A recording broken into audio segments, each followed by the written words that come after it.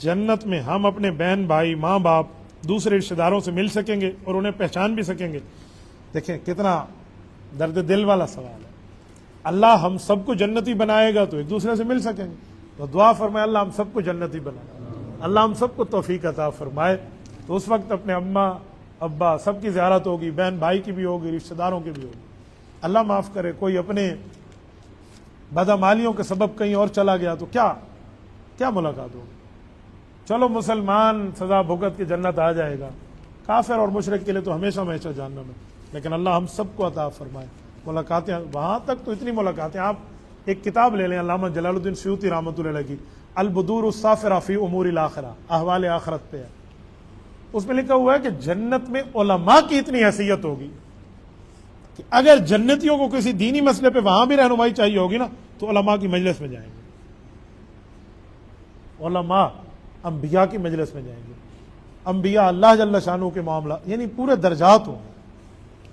جنت کو بندہ بیان کرے نا، دنیا کچھ بھی نہیں۔ عبداللہ بن رواحہ رضی اللہ تعالیٰ عنہ بیٹھے تھے، انہیں بتایا گیا کہ حضور پاک نے آپ کو تیسرے نمبر کا امیر بنایا تھا، 2 امیر تو شہید ہو گئے ہیں جنگ موتا، اردن کا شہر ہے موتا، جسے لوگ موتا پڑھتے ہیں، موتا علاقہ ہے۔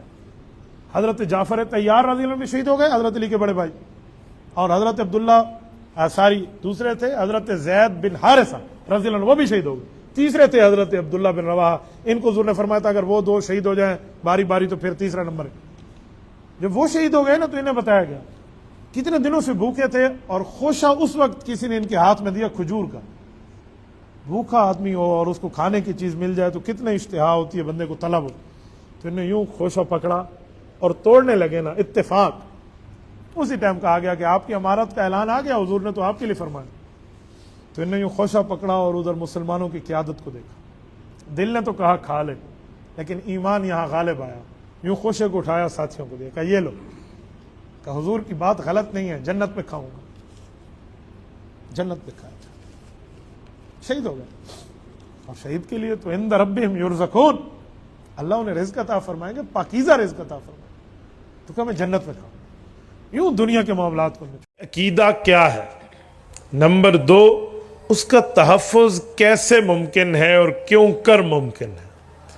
یہ بات یاد رکھیں کہ ایک عقیدہ ہے، ایک عمل ہے۔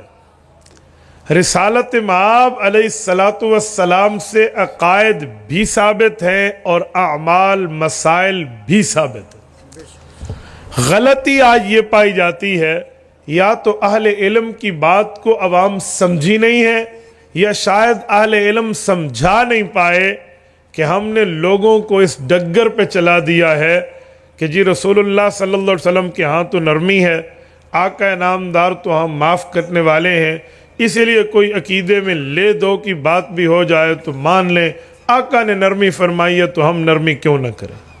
یہ بات عین غلط ہے کہ رسالت مآب نے کسی عقیدے پر نرمی فرمائی ہے، یہ اس دھرتی پہ سب سے بڑا جھوٹ ہے۔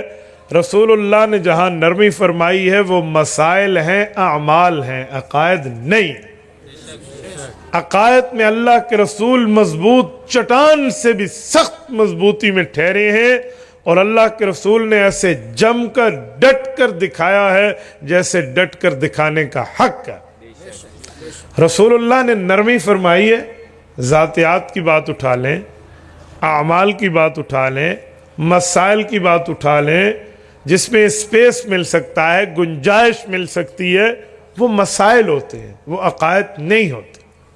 آؤ میں آپ کی خدمت میں ایک بات پیش کرتا ہوں۔ قرآن کریم کھولیے، احادیث پاک سے پہلے اللہ کے قرآن کو دیکھیں کہ عقائد اور مسائل میں رسالت مآب کی نرمی کہاں ملتی ہے۔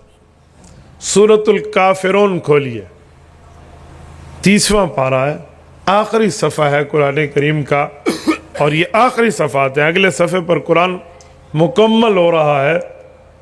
آیت شروع ہوتی ہے قل یا ایھا الکافرون لا اعبد ما تعبدون ولا انتم عابدون ما اعبد ولا انا عابد ما عبدتم ولا انتم عابدون ما اعبد لکم دینکم ولی دین۔ یہ کیا کہا جا رہا ہے؟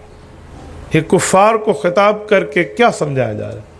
قل یا ایھا الکافرون، محبوبہ آپ انہیں کہہ دیں اے کافرو، ला आबुदु मा ताबुदून, मैं तुम्हारे उन बुतों की इबादत नहीं करता जिन्हें तुम करते हो। ये क्यों हुजूर फरमा रहे? क्या उन्होंने कोई ऑफर पेश की थी? क्या उन्होंने रिसालत मआब अलैहिस्सलातु वस्सलाम के सामने कोई लालच के अंदाज में कोई सिफारिश की थी? जी हाँ, ये लोग आए थे, इन्होंने कहा था तौहीद के ऐलान में इतनी सख्ती मत फरमाइए, हम साल हा साल से इन बुतों की परस्तिश करते हुए आ रहे हैं, हम मुआहदा कर लेते हैं, प्रॉमिस वादा अहद पैमान कर लेते हैं, मीसाक कर लेते हैं, इत्तेफाक और इत्तेहाद कर लेते हैं इस नुक्ते पर कि हम 1 साल आपके रब की इबादत करेंगे, अल्लाह को वहदहुला शरीक मानेंगे, और जब अगला साल आएगा हम अल्लाह की इबादत छोड़ के आपके समेत बुतों को इबादत करेंगे, और जब ये साल पूरा होगा फिर अल्लाह की इबादत करेंगे। मुझ जैसा कोई बंदा हो ना तो वो कहेगा बात तो बड़ी तगड़ी है, 1 साल इनसे अल्लाह की इबादत करवा लो, इनमें इतना ईमान पैदा हो जाएगा बुतों का नाम ही नहीं लेंगे। मुआहदा कर लो, 1 साल आने तो दो, अगले साल वेखी वैसी आप है, आने दो हम जैसे। लेकिन अकायद और मसाइल में बड़ा फ़र्क है। रिसालत मआब ने इस पर कंप्रोमाइज़ नहीं फरमाया, इस पर हुजूर पाक एग्री नहीं हुए, और अल्लाह ने खुला ऐलान फरमाया ला अअबुदु मा तअबुदून, का जिसकी इबादत तुम कर रहे हो ना गैरुल्लाह की इबादत मोहम्मद मुस्तफ़ा नहीं कर सकता। आम तौर पे कॉमन सेंस तो ये कहता है कि 1 साल शायद तौहीद की चाशनी ने मजा दे और ये छोड़ दे। हुजूर पाक ने नहीं माना। क्यों? तौहीद बिशर्त कबूल नहीं है, युमिनून बिल गैब, बिला शर्त मानना पड़ता है। ऐलान कर दिया, छोड़ दिया। इसके बाद एक और ऑफर है, वो हदीस पाक में है। वो ऑफर क्या थी? सीरत इब्न हिशाम में इमाम इब्न हिशाम रहमतुल्लाह ने नकल किया। हज़रत रसूलुल्लाह के शफीक चचा हज़रत अली मुर्तज़ा रज़ी अल्लाह तआला अन्हु के वालिद जनाब अबू तालिब कुफार आए हैं कि हमारे मुज़ाकरात करा दे अपने भतीजे के साथ। इन्होंने कहा तुझे पता है जब मुज़ाकरात करने होते हैं तो कोई 50-50 का काम बनता है, क्या ऑफ़र कर रहे हो, क्या शर्त रखूं उसके सामने, क्या मुज़ाकरात करोगे, कोई चीज़ लाए हो? उन्होंने कहा जी बहुत सी चीज़ें। 3 ऑप्शन है। इन्हें कहे खूबसूरत लड़की चाहिए ना, ये ऑर्डर करें, हम इसके कदमों पर निछावर कर देंगे। मालो दौलत चाहिए, हम इसके दर को भर देंगे। सल्तनत हुकूमत रियासत ताकत पावर चाहिए, हम इसको हुक्मरान वक्त अपना तस्लीम कर लेंगे। बस वद्दू लौ तुदहिनु फयुदहिनून, थोड़ी बहुत नरमी कर ले हमारे इन मामलात में, हम नरम हो जाएंगे, लड़ाई ख़त्म, फसाद ख़त्म, अमान अमान का दौर आ जाएगा, किसी किस्म के एक दूसरे पे हम कोई बात नहीं करेंगे। अबू तालिब ये ऑफ़र लेकर अल्लाह के रसूल के पास आते कि भतीजे ये तुझसे एक बात करने आए हैं। कहते हम साल हा साल से आ रहे हैं, आपके भतीजे ने कल ये काम शुरू किया है, और हमारे वलियों को नहीं, हमारे नबियों को नहीं, हमारे बाप दादाओं को नहीं, हमारे खुदाओं के खिलाफ बात करना शुरू कर दी है। इसे समझाओ, लड़की चाहिए हसीना जमीला, इसके बिस्तर की इज्जत बनाएंगे।